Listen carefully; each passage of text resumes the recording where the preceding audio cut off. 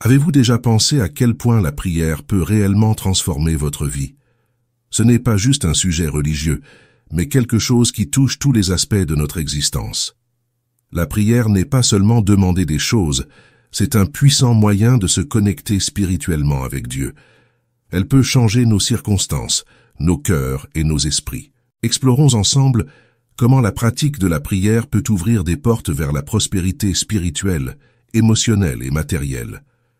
Nous découvrirons comment aligner nos désirs avec les desseins divins, persévérer avec foi face aux défis et cultiver une confiance qui transcende les circonstances. Il ne s'agit pas seulement de chercher des bienfaits terrestres, mais de renforcer notre relation avec le Créateur, trouver une direction au milieu de l'incertitude et expérimenter une paix qui dépasse toute compréhension. En conclusion, nous partagerons une prière spéciale pour que vous puissiez commencer ou renforcer votre chemin vers la prospérité à travers la prière. Nous sommes toujours curieux des bienfaits de la prière. Nous voulons savoir ce qu'elle peut nous apporter pour nous motiver à la pratiquer. Et même si nous n'aimons pas ça, changer nos habitudes n'est pas facile. Mais si nous avions une claire perception des bienfaits que la prière peut apporter, nous prierions beaucoup plus. Pour qu'une personne prie, elle doit apprendre à vouloir prier pour obtenir les résultats souhaités. Pour prier de la manière dont la Bible nous guide, nous devons cultiver un grand désir de prier. Et comment pouvons-nous y parvenir? C'est la question. Nous devons clairement voir les avantages temporels et éternels de la prière. En examinant la parole de Dieu dans la Sainte Bible, nous trouvons des prières puissantes. Moïse, par exemple, avait un grand pouvoir dans la prière et une forte autorité pour parler tant aux ennemis de Dieu qu'à son peuple. C'est par sa prière que l'Égypte a été frappée de fléaux et que la mer Rouge s'est ouverte devant Israël. Comment a-t-il obtenu ce pouvoir dans la prière? Simplement en cultivant une vie de prière. Josué a également vu la main de Dieu agir puissamment à travers lui. Il connaissait la volonté de Dieu et ses stratégies pour les batailles, et c'est ainsi que les villes fortifiées tombaient devant son armée. Une armée composée entièrement d'hommes non entraînés. Comment a-t-il obtenu autant de pouvoir avec Dieu? Il a appris à prier pendant que Moïse était sur la montagne et a passé des nuits à la base de la montagne en prière. Lorsque Moïse mourut, Dieu avait déjà un leader formé qui était familier avec la prière. David était aussi un homme dévoué à la prière. Lorsqu'il fut oint roi d'Israël, Saül était toujours sur le trône. Il aurait pu être découragé par le fait que seuls quelques-uns le reconnaissaient comme roi. Mais par la prière, il a maintenu sa confiance en Dieu et attendit que le Seigneur le place sur le trône d'Israël. Tel était le fort lien qu'il avait avec Dieu que, lorsqu'il eut l'occasion de tuer le roi Saül, il s'en abstenait. Après la mort de Saül, le premier acte de David en tant que roi fut de ramener l'arche de l'Alliance à sa place légitime au centre de la vie de culte du pays. Lorsque nous examinons le pouvoir de David dans sa vie et son gouvernement, nous voyons qu'il était profondément enraciné dans la prière. Alors comment pouvons-nous cultiver ce désir fort de prier? La réponse réside dans la compréhension du pouvoir et des bienfaits que la prière peut apporter dans nos vies. Avez-vous déjà réfléchi à la puissance transformatrice de la prière? Élie, un prophète de Dieu, l'a montré dans l'un des moments les plus difficiles de l'histoire d'Is. Et toi, es-tu fatigué des prières sans pouvoir? Souhaites-tu que ton Église démarre un puissant ministère de prière pour que ton quartier, ta ville et ton État connaissent la puissance de Dieu? Si c'est ton désir et que tu es prêt à payer le prix, prépare-toi à voir Dieu agir puissamment dans ta vie et dans ton ministère. Il n'y a aucune raison pour que les miracles ne se produisent pas régulièrement dans nos églises. Il n'y a aucune raison pour que les pécheurs ne soient pas sauvés par l'Esprit Saint. Par exemple, Charles Finney, passant en train par Utica, dans le nord de l'État de New York, a vu l'Esprit Saint descendre sur des hommes non convertis qui se trouvaient dans un bar. Ils ont ressenti une forte conviction de leurs péchés et sont tombés à genoux en demandant à Jésus de les sauver. Si l'Esprit Saint a donné à Charles Finney un tel pouvoir, il peut aussi nous le donner. Un ministère puissant est ce que nous cherchons. Finney parlait du secret de son pouvoir, et un journaliste a décidé de l'observer. Il a conclu que l'origine du pouvoir de Finney était les longues heures passées en prière en communion avec l'Esprit Saint. Je suis convaincu que nous assistons au début d'un réveil que Dieu nous a promis. La nation entière sait que Dieu agit dans notre Église. Nous n'avons pas encore expérimenté la puissance de Dieu, comme nous le verrons dans le futur, si nous restons fidèles. La puissance de Dieu se manifeste non seulement dans les guérisons et les délivrances des esprits malins, mais aussi dans les conversions en masse.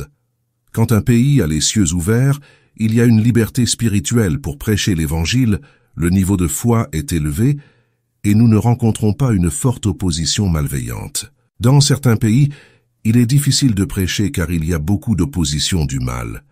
Les forces sataniques qui s'opposent à l'Évangile sont très fortes et il y a peu de foi, ce qui crée des difficultés pour nous qui prêchons la parole de Dieu. En Corée, je sens qu'il est plus facile de prêcher que n'importe où ailleurs. Lorsque j'expose la parole de Dieu, les pécheurs répondent immédiatement à l'appel au salut, car nous avons cette atmosphère spirituelle. La réponse est la prière. Nous pouvons tous avoir du pouvoir par la prière, mais la prière engendre non seulement un pouvoir global, mais aussi un pouvoir individuel. Dans mon ministère personnel, j'ai appris à toujours dépendre de l'Esprit Saint. Ce n'est pas par notre propre force ou notre propre pouvoir que nous faisons de grandes choses pour Dieu, mais par la puissance de l'Esprit Saint. J'ai appris à toujours dépendre de l'Esprit Saint, et j'ai vu la puissance de Dieu à l'œuvre. Comment pourrais-je diriger une église de près de 400 000 membres, voyager à travers le monde, presque mensuellement, pour des conférences sur le développement de l'église et avoir encore le temps pour un programme télévisé diffusé sur 3 continents? La réponse est le pouvoir qui vient de l'Esprit Saint. Depuis que j'ai consacré ma vie à une prière constante, j'ai vu des miracles se produire. Les gens viennent à mon bureau pour que nous prions ensemble. J'ai vu des boiteux marcher, des aveugles voir et des paralysés se lever de leur fauteuil roulant par la puissance de Dieu. Ai-je quelque chose de spécial? Comme je l'ai déjà dit, Dieu n'a pas de fils préféré. Nous pouvons tous avoir du pouvoir par la prière, si nous sommes prêts à payer le prix. Mais nous devons changer notre attitude si nous voulons avoir ce type de pouvoir spirituel. Dans l'Évangile selon Matthieu, Jésus fait une déclaration révolutionnaire sur l'attitude nécessaire pour générer du pouvoir spirituel. Certaines personnes sont venues lui parler de Jean le Baptiste après. Cette persévérance sera évidente dans notre discipline, car obtenir du pouvoir par la prière nécessite du temps. Nous devons établir des priorités dans l'utilisation de notre temps. Les choses s'accumulent autour de nous, nous empêchant de consacrer le temps nécessaire à la prière pour cultiver le pouvoir spirituel. Mais si nous avons la bonne attitude, par la grâce de Dieu, nous pouvons obtenir ce prix. Prier avec puissance est quelque chose que j'ai appris au cours des 25 dernières années. Dieu ne peut pas utiliser une personne qui n'est pas entièrement brisée et remise entre ses mains. Quand Jésus est allé voir Pierre dans son bateau, Pierre a eu une réaction immédiate. Il s'est senti conscient de ses péchés et a pensé qu'il était trop pécheur pour accueillir Jésus dans son bateau. Après avoir renié le Christ 3 fois, Pierre a cherché pardon et grâce de la part de Christ, obtenant ainsi l'opportunité de prêcher le premier sermon de l'histoire de l'Église, le jour de la Pentecôte. En tant que fruit direct du ministère de Pierre, 3000 personnes sont venues à Christ. Il a également été utilisé par le Christ pour ouvrir les portes spirituelles du monde païen. Après que Pierre a été brisé, Dieu a pu l'utiliser. Je connais beaucoup de gens qui ne servent pas le Seigneur à cause de péchés passés. Ils peuvent blâmer le pasteur ou un autre croyant. Mais en réalité, au fond de leur cœur, ils savent qu'ils sont bien en deçà de la volonté de Dieu et n'ont pas appris la leçon. Chaque fois qu'un croyant commet une erreur, j'essaie de l'aider à corriger son chemin. Lorsqu'une personne revient à la vie spirituelle, j'explique que l'erreur peut être une occasion d'apprendre à se briser et à s'humilier devant Dieu. Sans brisement, une personne utilisée par Dieu peut devenir orgueilleuse et arrogante. Mais lorsqu'un croyant a le cœur brisé, il résiste à l'orgueil et peut être de plus en plus utilisé par Dieu. Cela se produit lors de la prière, quand nous entrons en contact avec Dieu. En entrant dans sa présence, la première chose que nous ressentons est la conscience du péché. En présence d'un Dieu saint, personne ne peut se sentir fier. Nous réalisons notre totale inaptitude à être là. Nous commençons à confesser nos péchés et à nous humilier devant Dieu. Cela ne signifie pas que nous ne pouvons pas être devant le trône de grâce. Le sang de Jésus-Christ a déjà assuré l'accès immédiat à tout croyant. Mais nous sentons que nous n'avons pas les qualifications personnelles pour être là, et notre réaction immédiate est la brisure. La brisure et l'orgueil ne peuvent coexister. Ce qui est le plus notable, c'est qu'en entrant dans la présence de Dieu, nous prenons conscience des réactions, attitudes et actions que nous pourrions avoir oubliées. Tout comme Pierre n'a pas supporté la présence du Christ dans son bateau à cause de la reconnaissance de son propre péché, nous aussi, face à sa sainte présence, prenons conscience de notre profonde nécessité spirituelle. La réaction naturelle qui suit est le désir d'être pardonné de nos péchés. Cela m'arrive. Je peux avoir commis un acte insignifiant sans m'en rendre compte, mais dès que je commence mon moment de prière, l'Esprit Saint me montre cet acte, et je commence à désirer le pardon et la libération. Quelqu'un pourrait penser que c'est difficile, mais rappelons-nous que nous avons maintenant un désir renouvelé de prier. Nous faisons un genre d'effort contre la chair et l'orgueil, apprenant à marcher doucement dans l'esprit et avec respect. J'aimerais mettre l'accent sur l'importance de marcher avec respect avec le Saint-Esprit, car il est une personne noble. Nous vivons devant le Saint-Esprit avec respect, nous habituant à sa présence constante. C'est alors, l'un de nous doit céder, et mon rôle est toujours de céder à la direction du Saint-Esprit qui m'a été donné pour me guider et me diriger dans les voies de Dieu. Le Saint-Esprit est le consolateur, mais peut nous rendre très inconfortables si nous ne sommes pas prêts à suivre les voies de Dieu. Et comment le Saint-Esprit nous maintient-il sur le droit chemin? En nous gardant obéissants au Père Céleste, en nous gardant humbles. Pour être brisé, quelqu'un doit être tout d'abord entier. Lorsque Dieu a choisi David, il était honnête envers lui-même. Il aurait pu être un excellent berger veillant sur le troupeau de son père, mais Dieu avait de plus grands desseins pour lui. David deviendrait le prochain roi d'Israël, mais pas seulement cela. Il serait aussi prophète, ces prophéties donnant l'indication la plus claire du travail que le Messie accomplirait. De plus, David serait prêtre. Personne d'autre que le grand prêtre ne pouvait entrer dans la présence de Dieu dans le tabernacle, mais David est entré dans la sainte présence et n'est pas mort.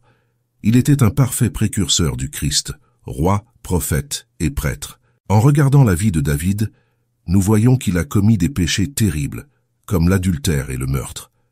Bien que David ait payé pour ses péchés et continue de les payer, les gens mentionnent encore ses erreurs. L'avertissement de Nathan a empêché David de suivre son propre chemin. Cela ne signifie pas que nous devons aussi pécher pour être brisés. Nous ne devrions pas mettre à l'épreuve Dieu en abusant de sa grâce. Lorsque nous marchons dans sa présence, le Saint-Esprit tient un registre à jour de notre comportement. Si nous voulons marcher constamment dans sa présence, nous devons rester brisés et humbles de cœur. Vivre ainsi, c'est marcher avec sincérité devant Dieu et son peuple. Dans notre société orientale, il fait partie des coutumes de ne jamais humilier un leader devant ceux qu'il guide. Le leader lui-même évite à tout prix de perdre sa dignité. Cependant, le Saint-Esprit élimine nos habitudes naturelles et m'a conduit à être sincère et totalement ouvert devant mon peuple. Je me souviens d'une époque où je préférais mourir que de confesser quelque chose à la congrégation qui n'avait pas plu à Dieu. Pourtant, ce fait a consolidé la confiance qui existe entre moi et mon peuple, maintenant depuis plus de 25 ans. Nous voyons clairement ces principes en Jacques. Dieu résiste aux orgueilleux, mais accorde sa grâce aux humbles. Jacques chapitre 4 verset 6. Pierre présente également ce même principe. Tous de même, soyez soumis les uns aux autres, et revêtez-vous tous d'humilité, car Dieu résiste aux orgueilleux, mais il fait grâce aux humbles. Humiliez-vous donc sous la puissante main de Dieu, pour qu'il vous élève au temps voulu. Première lettre de Pierre, chapitre 5, versets 5 et 6. Si nous avons un esprit d'orgueil, lorsque nous nous approchons de Dieu en prière, il nous résistera. Mais si nous sommes brisés devant lui, il nous accordera plus de grâce. Notre succès spirituel repose entièrement sur la grâce de Dieu. Par nos propres mérites, nous ne pouvons réussir en rien. Mais par la grâce divine, nous pouvons tout accomplir. Dieu résiste aux orgueilleux, mais accorde sa grâce aux humbles. Ce dont nous avons vraiment besoin pour réussir spirituellement, c'est plus de la grâce de Dieu. Et comment obtenons-nous plus de grâce? En gardant un esprit brisé et humble devant Dieu. De nos jours, l'idée de se briser personnellement n'est pas très populaire. Les gens veulent juste savoir ce qu'il faut faire pour réussir. Cependant, j'ai appris que le succès ne vient pas des formules magiques ou des principes. Si nous nous humilions devant Dieu, nous ne serons pas détruits. Jésus distingue clairement entre être brisé et être écrasé. Il a dit « La pierre rejetée par les bâtisseurs est devenue la pierre angulaire. » Cela vient du Seigneur et est merveilleux à nos yeux. C'est pourquoi je vous dis que le royaume de Dieu vous sera enlevé et donné à un peuple qui porte ses fruits. Et quiconque tombera sur cette pierre sera brisé, mais celui sur qui elle tombera sera écrasé. Matthieu chapitre 21 versets 42 à 44. Pour comprendre le principe de la brisure, nous devons bien analyser cette comparaison. Le Christ est la pierre angulaire du temple spirituel de l'Église.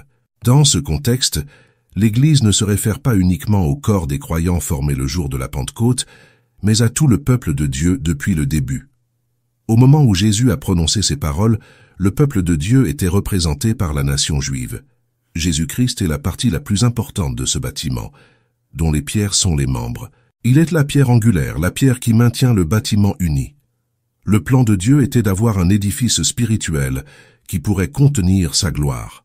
Mais en rejetant le Messie, Israël a perdu le droit d'avoir cet édifice spirituel. C'est pourquoi Dieu construit un nouveau bâtiment à travers l'Église. Chacun de nous est une pierre vivante de ce temple spirituel. Lorsque nous sommes sauvés et retirés du monde, nous devenons ces pierres qui doivent être sculptées pour agir en harmonie avec la volonté de Dieu. Lorsqu'un constructeur construit un édifice en pierre, il passe beaucoup de temps à préparer les pierres, en leur donnant à chacune sa forme pour qu'elle s'intègre correctement à sa place. S'il y a une pierre trop difficile à préparer ou qui refuse d'être travaillée, elle n'a aucune valeur pour le constructeur.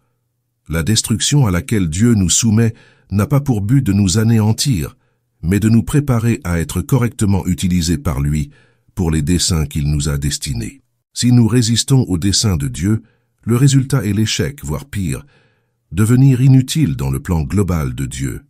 Il est donc très important que nous vivions dans la brisure devant Dieu. Cependant, cela ne signifie pas vivre dans l'échec ou cultiver une image de soi négative. Souvenons-nous que c'est Dieu qui nous a choisis. La brisure et la soumission sont essentielles. Lorsque nous apprenons à vivre en présence du Saint-Esprit dans la prière, nous commençons à cultiver une attitude de brisure. Jésus, le constructeur, peut alors mener à bien son œuvre dans nos vies. Il est réconfortant de savoir que Dieu façonne nos vies pour ses desseins éternels. Cela nous apporte la paix, car nous comprenons que tout œuvre pour un but supérieur. Rien n'arrive par hasard. Tout travaille pour notre bien éternel. Après la brisure vient la soumission, une remise totale de notre être à Dieu. Cela ne signifie pas adopter une attitude passive. Au contraire, cela signifie renoncer à notre droit naturel de faire ce que nous voulons, en livrant notre être au Seigneur des Seigneurs. La brisure et la soumission ne sont pas une fin en soi, mais des moyens pour un dessein plus élevé. Être un instrument efficace entre les mains de Dieu pour apporter réveil et croissance à l'Église. Dans le passé, certaines personnes ont commis l'erreur de penser que la brisure et la soumission étaient une fin en soi, s'isolant dans des monastères pour mener une vie sainte. Mais la sainteté ne doit pas nous éloigner du monde. Elle doit nous renforcer pour être des témoins efficaces du Christ. Peut-être vivez-vous une période difficile, entourée par les forces du mal qui veulent voler et détruire. Si nous ne faisons pas confiance au pouvoir de la prière, nous ne pourrons pas vaincre le pouvoir de Satan. Il ne se soucie pas vraiment des rituels de l'Église, mais il a une peur mortelle de la prière authentique. Quand une personne commence à prier sincèrement, quelque chose de puissant se produit. Alors, au lieu de s'éloigner, cherchez à être dans la présence de Dieu, brisé et soumis. C'est à cet endroit que nous trouvons la force d'affronter les défis et d'être des instruments de transformation dans le monde. Elle commence à découvrir de nouvelles formes d'opposition de Satan. Il y a un homme dans mon église qui était alcoolique. Malgré son succès en affaires, l'alcool le poussait à abuser de sa femme et de ses enfants. Une nuit, il est rentré à la maison avec ses amis du bar, tous en train de boire et de faire la fête. Sa femme, qui l'aimait beaucoup, ne pouvait plus supporter cela. Les enfants ne supportaient plus de voir la maison déshonorée. Elle l'a pris à part et lui a dit « Chérie, je t'aime, mais je ne supporte plus ton ivresse. Et maintenant tu ramènes encore ces ivrognes à la maison. Je ne vais pas tolérer ça. Je vais préparer mes affaires et demain, quand tu te réveilleras, je ne serai plus là. » Terrifié à l'idée de perdre sa famille, il est devenu sobre sur le champ. Sa femme, très dévouée et croyante, l'a vu s'agenouiller et commencer à prier « Seigneur, libère-moi de ce démon de l'alcool. » Pensant que son mari se moquait de sa foi, elle était encore plus indignée. Il avait déjà essayé plusieurs fois de se débarrasser de cette dépendance, sans succès. Mais maintenant, avec la menace de perdre sa femme, il était désespéré. En pleurant, il entendit une voix intérieure « Le matin, tu seras libre. » Il a dit à sa femme « Je suis sûr qu'aujourd'hui je serai libre. » Mais elle ne pouvait cacher son incrédulité. Elle avait déjà entendu des promesses similaires auparavant. Le lendemain matin, elle eut une grande surprise. Elle vit son mari jeter les bouteilles d'alcool et les cigarettes. Elle pensa « Est-ce qu'un miracle s'est produit ?» Ensuite, il monta dans sa voiture et partit travailler, disant à tous à l'usine que Dieu l'avait libéré. Il déclara que plus personne ne boirait ou ne fumerait là-bas. Les collègues ne se moquèrent pas de lui, mais pensèrent que c'était juste une de ses résolutions, comme tant d'autres fois. Au fil du temps, tout le monde fut convaincu que quelque chose avait vraiment changé. Sa vie était complètement transformée. Aujourd'hui, toute sa famille sert Jésus, et il est diacre dans notre Église. Il y a une autre famille que Satan était déterminé à détruire, mais grâce à de nombreuses prières et à de la persévérance, la femme a remporté une victoire totale. Satan est un menteur qui aime voler et détruire, mais le Christ nous donne autorité sur ses œuvres. Quand nous apprenons à prier, nous comprenons comment la prière peut contrecarrer le pouvoir de Satan, surtout lorsqu'il essaie d'agir sur nos amis et nos proches. Nous devons comprendre ce que la Bible enseigne sur Satan en tant que chef des louanges célestes. Il avait accès à Dieu. Ésaïe dit « Comment es-tu tombé du ciel, astre brillant, fils de l'aurore? Comment as-tu été jeté à terre, toi qui terrassais les nations? Tu disais en ton cœur « Je monterai au ciel, je dresserai mon trône au-dessus des étoiles de Dieu, je siégerai sur la montagne de l'assemblée, à l'extrémité du septentrion.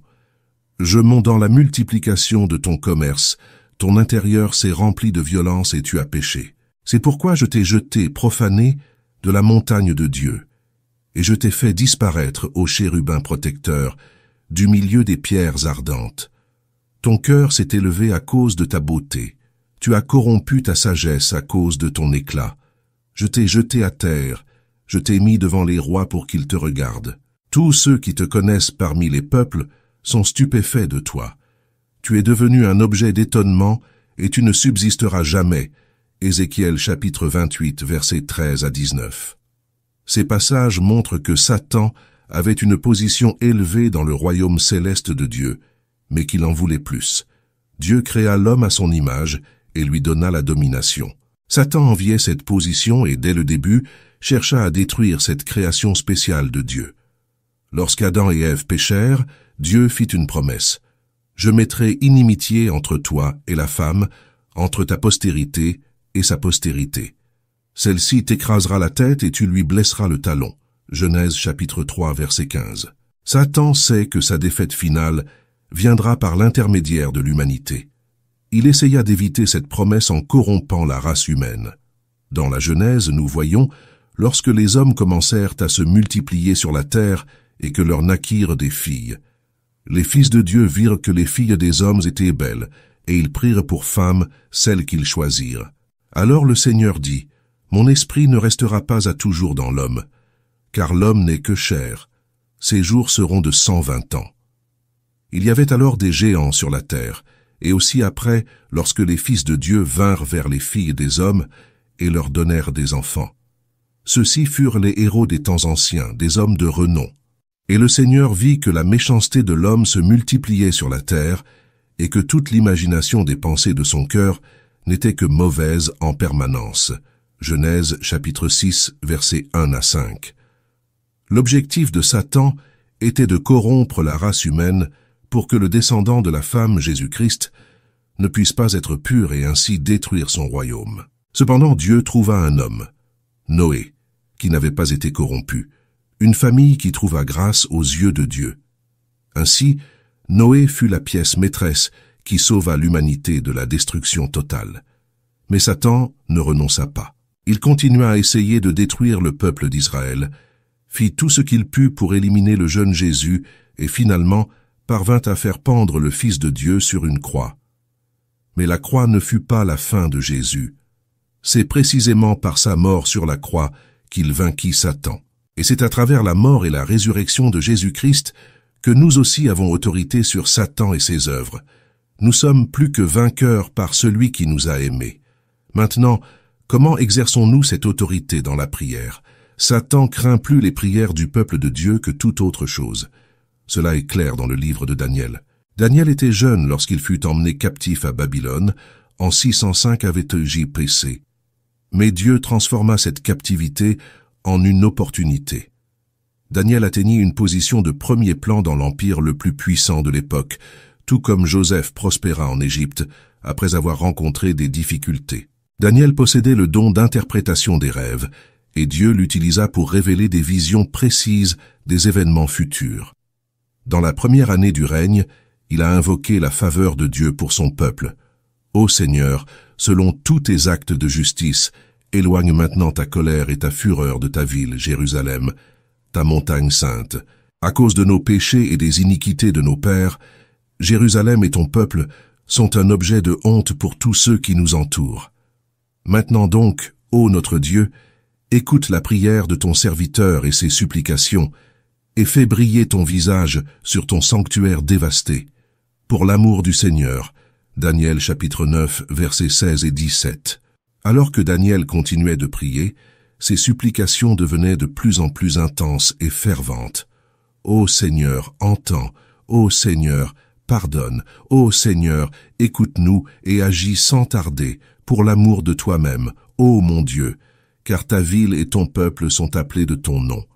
Daniel chapitre 9, verset 19. Pendant que Daniel priait, Dieu a envoyé l'ange Gabriel pour lui parler. L'ange a révélé comment Satan s'oppose aux prières du peuple de Dieu. Cette histoire nous montre la puissance de la prière et comment elle peut contrecarrer les plans de Satan. Lorsque nous nous consacrons à la prière, nous sommes capables d'exercer l'autorité que le Christ nous a donnée et de voir de véritables changements dans nos vies et dans celles de ceux qui nous entourent. Alors, Daniel me dit, « N'aie pas peur. Depuis le premier jour où tu as décidé de comprendre et de t'humilier devant ton Dieu, tes paroles ont été entendues, et c'est à cause d'elles que je suis venu. Mais le prince du royaume de Perse m'a résisté pendant 21 jours. Ensuite, Michel, l'un des principaux princes, est venu à mon aide, et je suis resté là avec les rois de Perse. Daniel chapitre 10, versets 12 et 13. Plus tard, dans le même chapitre, Gabriel révèle à Daniel la bataille à laquelle il devrait faire face. « Sais-tu pourquoi je suis venu vers toi ? Maintenant, je dois retourner combattre contre le prince de Perse, et quand j'en aurai fini avec lui, le prince de Grèce viendra. Mais je vais te dire ce qui est écrit dans le livre de la vérité. Personne ne m'aide contre eux, sauf Michel, votre prince. » Daniel chapitre 10, versets 20 et 21. Dans le commentaire de l'Ancien Testament de Keil et Delitzsch, l'un des plus respectés, les auteurs affirment que le prince de Perse était la force maléfique qui dirigeait l'Empire. Gabriel a été envoyé par Dieu à Daniel, mais l'archange Michel a été appelé pour aider Gabriel. Les princes de Satan, les anges déchus, combattaient contre le messager de Dieu, car Satan ne voulait pas que la prière de Daniel soit exaucée. Michel a été appelé pour aider Gabriel dans cette bataille. Daniel a jeûné et prié pendant 21 jours, le temps nécessaire pour que les forces spirituelles de Dieu vainquent les anges déchus. Dans Zacharie 3, nous trouvons un verset où le Seigneur dit à Satan, « Que l'Éternel te réprime, Satan, que l'Éternel te réprime, lui qui a choisi Jérusalem. N'est-ce pas là un tison arraché au feu ?» Zacharie chapitre 3, verset 2. Paul comprenait également bien la bataille spirituelle à laquelle nous sommes confrontés, car nous n'avons pas à lutter contre la chair et le sang, mais contre les dominations, contre les autorités, contre les princes de ce monde de ténèbres, contre les esprits méchants dans les lieux célestes, Éphésiens chapitre 6, verset 12. Pour voir tout cela plus clairement, nous devons bien comprendre la réalité spirituelle, la réalité du domaine de la 4e dimension. Satan a été exclu d'une position élevée dans les lieux célestes. Pour sa vie sans péché, Christ nous a donné la chance de retrouver l'autorité qui avait été perdue. La bataille spirituelle que nous affrontons est réelle et intense. Mais, à travers la prière, nous avons le pouvoir de contrecarrer les plans de Satan. C'est ce pouvoir qui nous permet d'exercer l'autorité que Christ nous a donnée. Lorsque nous nous consacrons à la prière et à l'intercession, nous voyons de réels changements dans nos vies et dans celles de ceux qui nous entourent. Christ, avec sa mort sur la croix et sa glorieuse résurrection, a pris les clés de la mort et du séjour des morts, recevant toute autorité. Matthieu chapitre 28, verset 18. Aujourd'hui, notre mission est d'aller dans le monde entier et de faire des disciples de toutes les nations, basée sur le fait que Christ a conquis toute autorité dans le ciel et sur la terre. Lorsque nous apprenons à prier avec le Saint-Esprit et comprenons que nous avons reçu une autorité spirituelle, nous pouvons immobiliser les forces de Satan qui agissent sur les personnes, les communautés et même les nations. Satan, le père du mensonge, essaie de nous convaincre qu'il contrôle tout. Cependant, lorsque nous apprenons à prier avec ferveur et à exercer notre autorité spirituelle, lui et ses cohortes sont contraints de se soumettre à la volonté de Dieu. Il est essentiel que nous comprenions l'importance de la prière. Sans cela, nous ne verrons pas la volonté de Dieu se réaliser dans nos vies et nos ministères. Tout d'abord, nous devons désirer prier. Nous parlons souvent de prière.